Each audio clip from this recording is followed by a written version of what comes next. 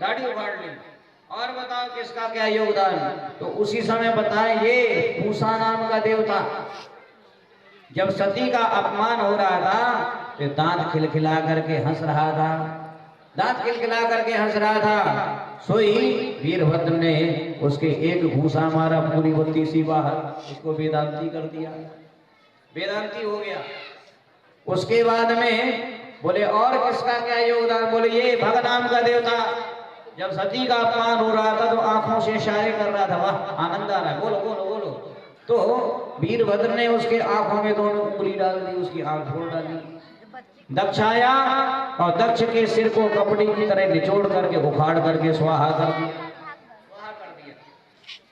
तो ये यज्ञ दक्ष मारा गया। ये दक्ष क्या है, सती क्या है और शिव क्या है, ये आध्यात्मिक कथाएं बताया। शिव है कल्याण, शिव है कल्याण। सती क्या है?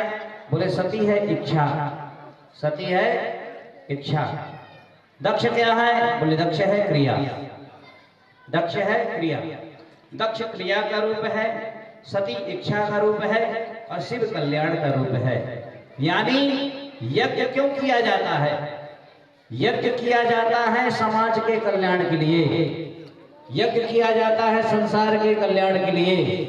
जिस यज्ञ में, जिस अनुष्ठान में संसार के कल्याण की भावना हो, संसार के कल्याण की इच्छा है ना, जिस यज्ञ में संसार के कल्याण की इच्छा हो और फिर अगर क्रिया किया जाए तो क्रिया का भी कल्याण होता है, इच्छा का भी कल्याण होता है, समाज का कल्याण तो होता ही है।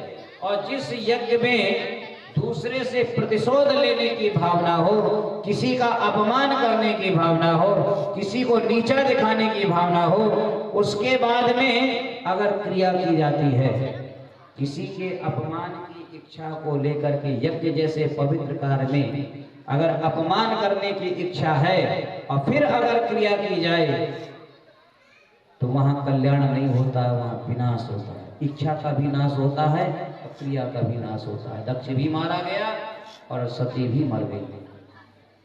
तो इच्छा भी मर जाती है और क्रिया भी मर जाती है। इसलिए सद इच्छा सद क्रिया को जन्म देती है और असद इच्छा असद क्रिया को जन्म देती है। तो शिव है कल्याण। जिस यज्ञ में शिव नहीं, जिस यज्ञ में कल्याण नहीं, वह यज्ञ कभी पूर्ण नहीं होता है, वो यज्ञ कभी पूर्ण नहीं होता। अब तो भैया बोले क्या करें, शंकर भगवान के पास में गए और सभी ने शंकर भगवान की प्रार्थना की। आइए हम लोग भी कर लेते हैं।